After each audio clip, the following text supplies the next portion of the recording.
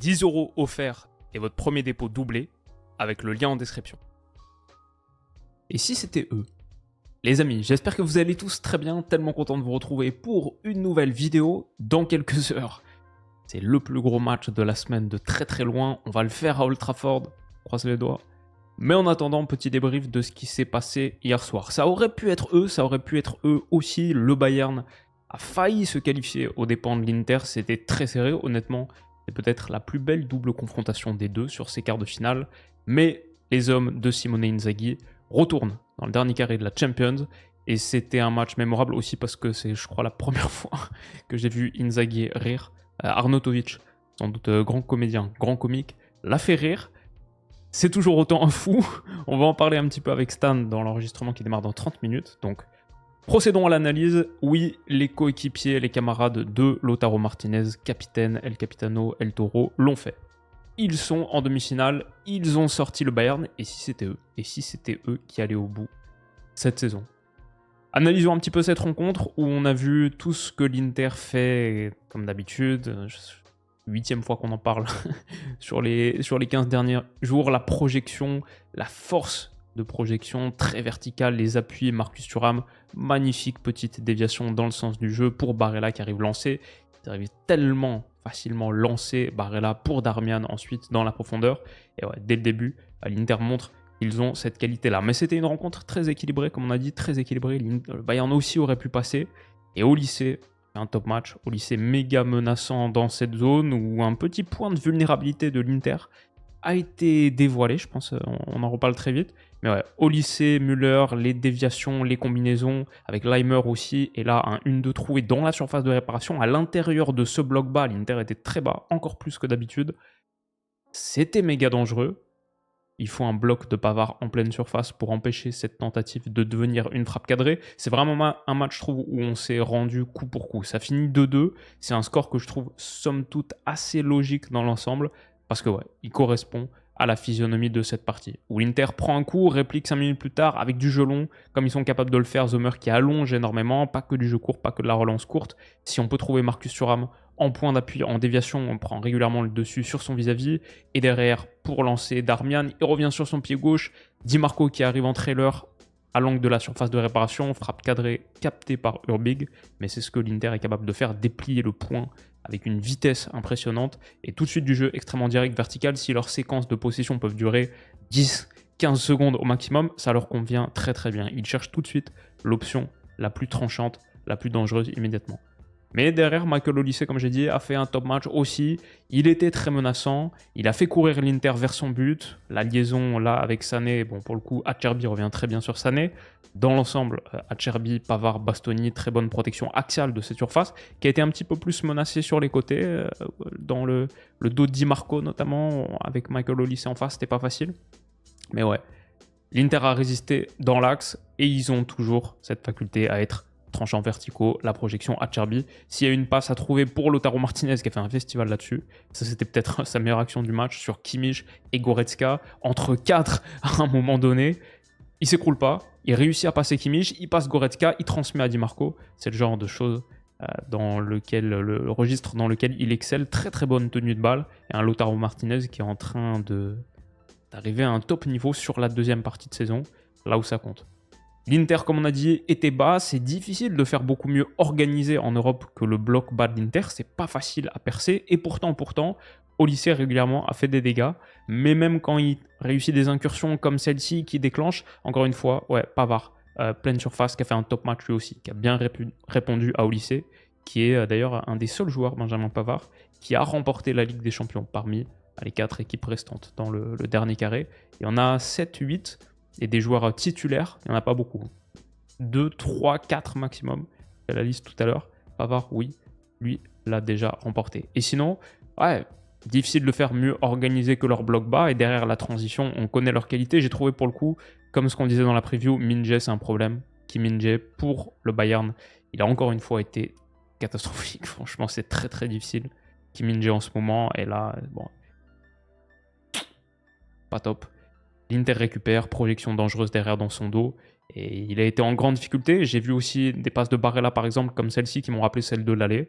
Ils sont capables de trouver du jeu méga dangereux dans le dos du Bayern, qui cherche à être haut, la pression incendiaire, comme on a parlé dans la preview. Hop, voilà, boum, Barella, une passe longue, oblique, qui trouve Thuram. Ça rappelait celle-ci, qui dans le dos de Minje avait trouvé Lautaro Martinez, méga dangereuse. Et pour le coup, c'est coupé par Goretzka. Mais ce que j'adore sur cette projection, c'est qu'il y a la contre-pression. C'est pas comme des équipes dont on a parlé sur les derniers jours, notamment hier soir. Les offensifs font le boulot. Regardez le travail de Lautaro Martinez. Une fois que ce centre n'aboutit pas, tout de suite sur Michael Olise, il fait les efforts, il est là, et on a 3 joueurs de l'Inter qui serrent Konrad Laimer, dont celui qui va la récupérer à la fin, Bastoni, qui a fait la course de 40 mètres pour aller serrer Laimer. Ballon gagné ici dans les 20 mètres adverses. Ça aussi, c'est quelque chose que l'Inter a dans son bagage. Et ouais, après juste la faculté de sortie, cette araignée, comme on en a parlé, qui cherche l'espace, qui pulvérise l'espace, peu importe où il est, cette araignée bionique, bleue et noire, elle n'est pas positionnelle, elle est spatiale. Donc c'est pas une surprise de voir Di Marco, piston gauche, occuper cette position d'ailier droit sur cette sortie. Il sert à l'intérieur Matteo Darmian, qui est coulo intérieur, qui est demi-espace droit. Et de l'autre côté, il y a Mkhitaryan qui attend dans le rôle d'un ailier gauche ou d'un rôle un peu à Lautaro Martinez, qui est plus bas ici.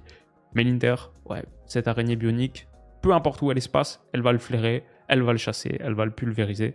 Ce que les hommes de Simone Inzaghi font très bien. Et quand Zomer allonge pour Thuram dans le dos, si c'est mal coupé par Laimer, Kimmich, d'ailleurs, Kim, bah c'est méga dangereux. Et Kim prend un jaune là-dessus, avec un tacle de boucher qui mange Marcus Thuram. Il est averti au bout d'une demi-heure. L'Inter a aussi la force des coups de pied arrêtés, ça on va en parler avec Stan. Quelles sont les équipes les plus fortes sur coups de pied arrêtés qui restent dans le dernier carré? Il y en a quelques-unes, l'Inter n'est pas en reste. Non seulement ils ont les coups francs excentrés avec la patte gauche de Di Marco, celui-là il a failli aller au bout. Ils ont les corners avec Di Marco, avec Akan. Ils ont les coups francs directs aussi avec Di Marco et Akan. Ils sont capables de marquer, les deux ont marqué un coup franc direct cette saison. Ils sont très dangereux sur les coups de pied arrêtés. Et ouais, moi quand je vois des actions comme ça, 33e minute, c'est vraiment une équipe de contre-puncher total. Ils sont là avec 7 joueurs derrière le ballon.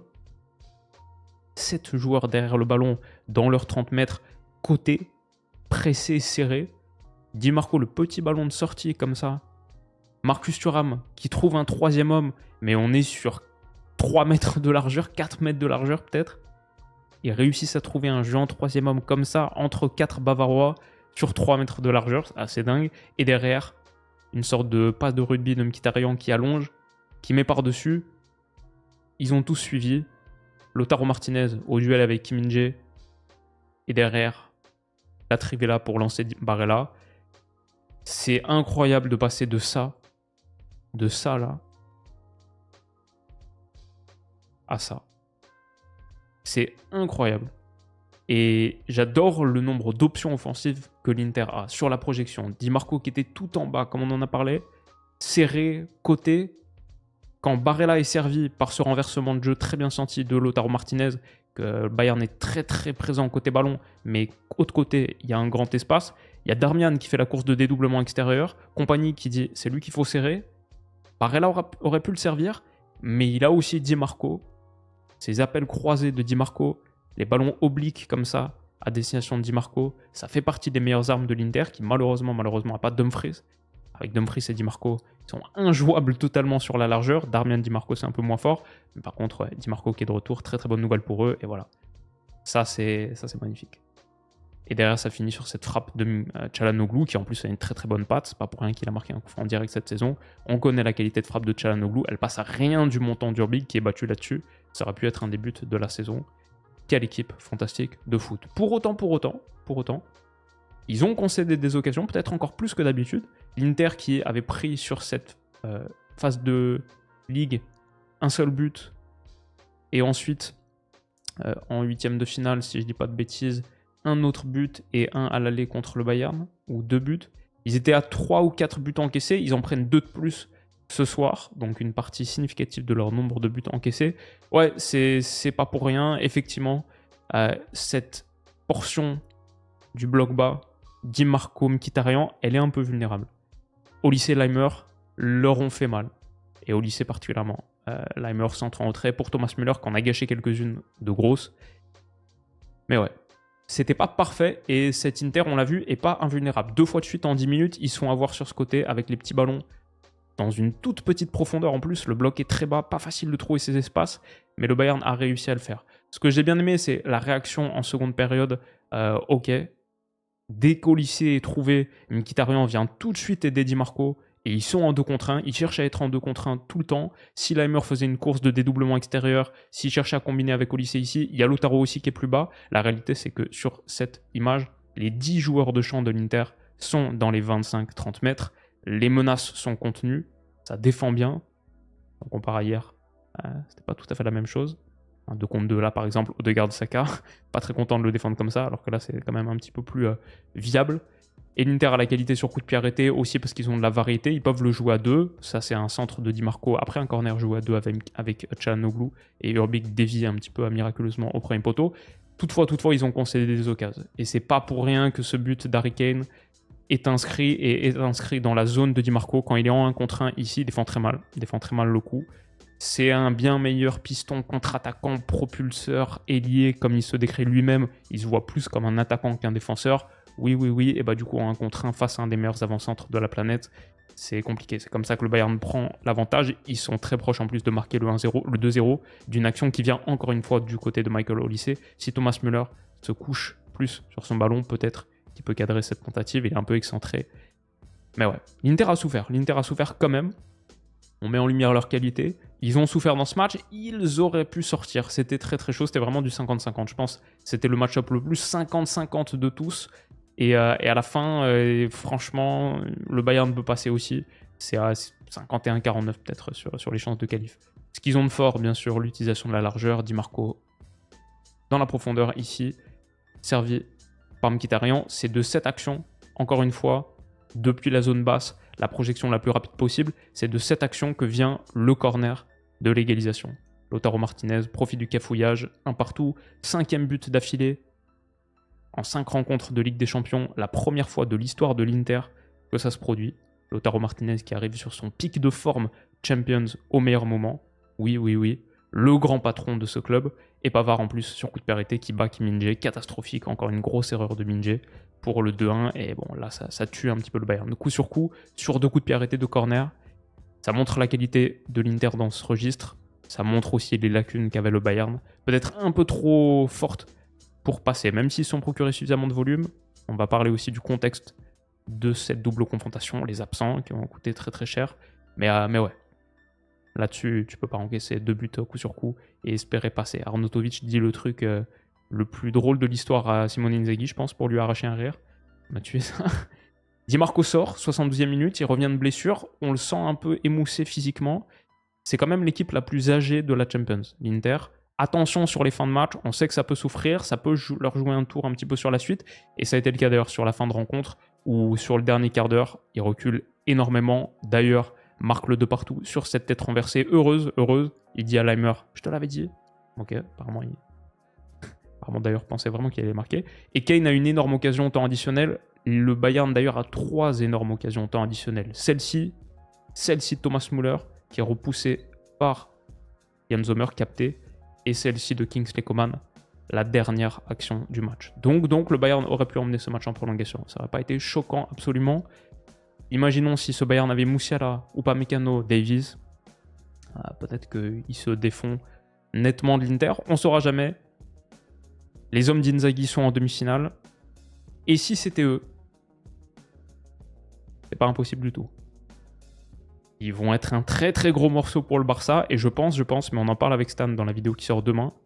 Je pense que ça peut être ce Barça-Inter, Flick Inzaghi, 2 équipes extrêmement verticales qui adorent piquer le plus vite possible, tellement matures sur leur projet de jeu. Je pense que ça peut être une des meilleures demi-finales de l'histoire de la Ligue des Champions, ère moderne en tout cas, de celle que j'ai connue. Ce Barça-Inter va valoir son pesant d'or. Je pense que ça va être immense.